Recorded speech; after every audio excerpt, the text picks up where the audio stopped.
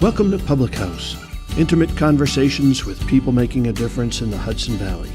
And now from Paula's Public House in Poughkeepsie, here's Paula Young. Hi, I'm Paula Young, and welcome to Public House. Today, I cannot tell you how excited and happy I am to have Sean Patrick Maloney sitting in my chair. Welcome. Thanks. Welcome to Public House. Thank you. So, you've been in the political business now for 5 years very successfully. You represent the 18th Congressional District, and you just won re-election most recently, and you do a lot of great things. Tell me about you. Tell me about who you are, why you are. Well, I'm the last of 6 kids in a small Irish Catholic family. My dad sold insurance. My mom stayed at home, raised us kids. We are 5 brothers and 1 sister. My sister has a very serious developmental disability, so she needed a lot of special care. So, my mom and dad worked pretty hard to keep us all out of trouble and on the up and up. I like to say that they were able to send 5 of us to college on 1 income. In a middle class family now can't send 1 kid to college on 2 incomes, and they were great parents. And my dad passed away a couple of years ago. My mom's still doing well. She's 87 years old, lives by herself, does pretty well. They were just middle-class folks. My dad served in the Navy, was pretty seriously banged up on the USS Manchester in 1946 on his 19th birthday, and very nearly killed. A friend of his working, I believe, was killed, although it was hard to get him to talk about it. He never talked about his military service. But they believed in this country, and they raised us to, be patriotic and go to church and work hard and all the good stuff that I think built the country. And I try to bring that work ethic and those values to my public service. So how did you go from the private sector, where you were very successful, and then leap over because of that correct upbringing that taught you to give back? Well, I think my folks would tell you that I was always interested in things that were bigger than me. That I'm interested in history, and I'm interested in how change happens in politics and legislation and things that relate to making the world better, making our country better. I was always more interested in that than just making money. My dad was very worried about money his whole life. He had to be. His dad, was in debt, and he had to grow up at a young age. And my dad ended up being pretty successful, but worked his heart out his whole life. When I ran for Congress, he said, leave it to one of my kids to figure out a way to take more grief and make less money. Yeah. But he was proud of what I was able to do in politics. But for him, your number one responsibility was providing for your family. So I tried to work in the private sector for enough years to be able to do that. But my heart, I think, was always elsewhere in terms of the work I'm doing now. So let's talk about the work you're doing now. I know you're very interested in the environment. I know you're very interested in seniors. I know you're very interested in the things that matter to people's daily life. Right. So let's talk about some of the things that you're trying to get started right now. Sure. Well, there's a lot. I mean, unfortunately, you don't hear a lot about things that matter to people, right? That's right. Coming out of Washington, you hear a lot about fighting and other nonsense. But I always felt there's so much we could agree on that if we just started with that. I tell the story about I approach Congress the way I approach Thanksgiving dinner. I said this at another event this morning. You can go to Thanksgiving dinner and you can start a fight pretty easy, right? Oh, yeah. Right? Your in-laws are there, or that brother owes you money, or whatever it is. Or you can talk about the great times you had as kids, and you can talk about the things that bring you together as a family. It's a choice you make. And if you start out with what divides you, you can spend all your time doing that. Washington's exactly the same way. So one of the reasons I've been able to pass 25 bills in my 4 years in Congress, which is pretty good, by the way, for somebody who's pretty new and in the minority party, it's because I'm working with people and I'm focused on things like Lyme disease in our area, which is a terrible problem, or helping our veterans, which is not a Democratic or Republican issue, or things like infrastructure. I'm very worried about our trains and making them safer. We've had too many accidents and lost too many neighbors to grade crossing accidents and to derailments, which we can prevent. Yes. There never has to be a derailment or a grade crossing accident. We have the technology to stop that. Also with the oil trains, by the way, these same issues are very important on the west side of the Hudson. So those are the areas I've focused on.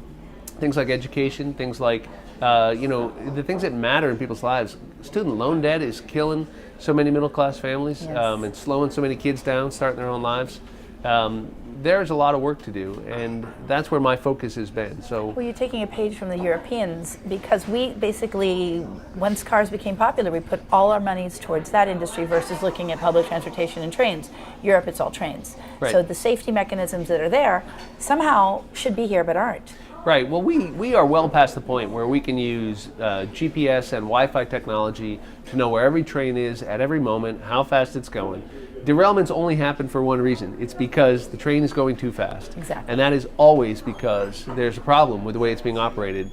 There's no reason we have to rely only on that. And we can do a lot better on our railroading practices and simple stuff like having somebody else in the engineer compartment during a high hazard turn.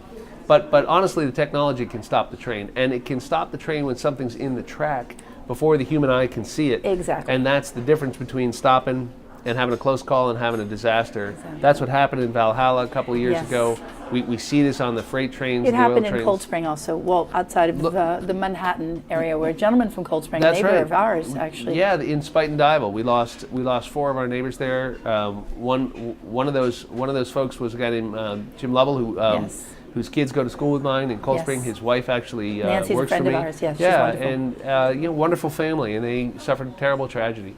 And Let's we talk- don't need to have that happen. And I want to agree. tell I want to tell folks watching, we have passed legislation.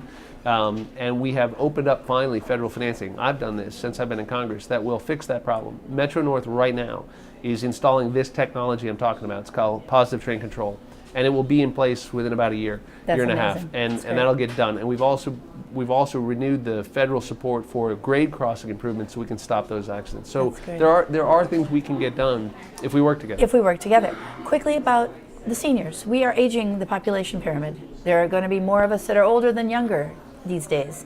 And yet it seems like a lot of lip service towards retirees and what they're doing and threatening to do with the health system and Social Security. A couple quickly, what are your focuses there?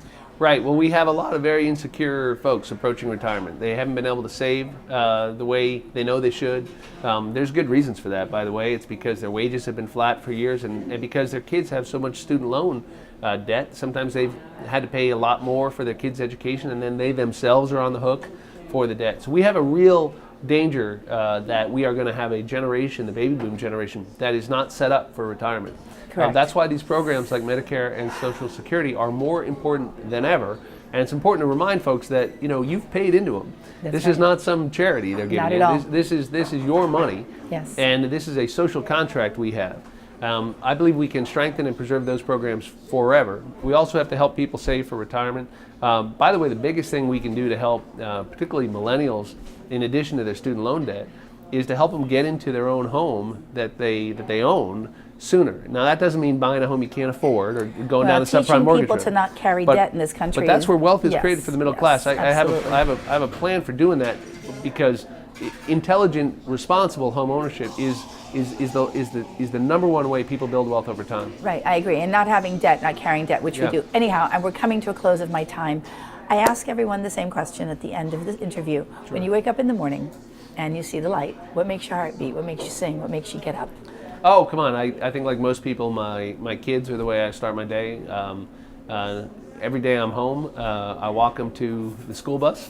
I'm about the only parent walking a 14 and 16-year-old to the school bus, probably. I have an older son, too, who's moved to L.A. with his girlfriend. I think I like to tell people that I measure my work in Congress against the time I'm missing with my kids. I want the work to justify in some way that time away. And I think that's a good way to look at it, because it raises the bar on Yes. when we're wasting time in Washington.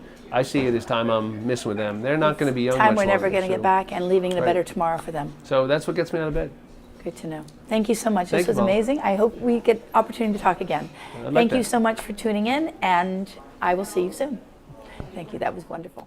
Hi, I'm Paula Young, and I'm the proprietor here of Paula's Public House. Do join me any day of the week except for Sunday for good food, good cheer, and good fellowship. We are here, we have fun, and we'd love to have you be a part of it. Come on down.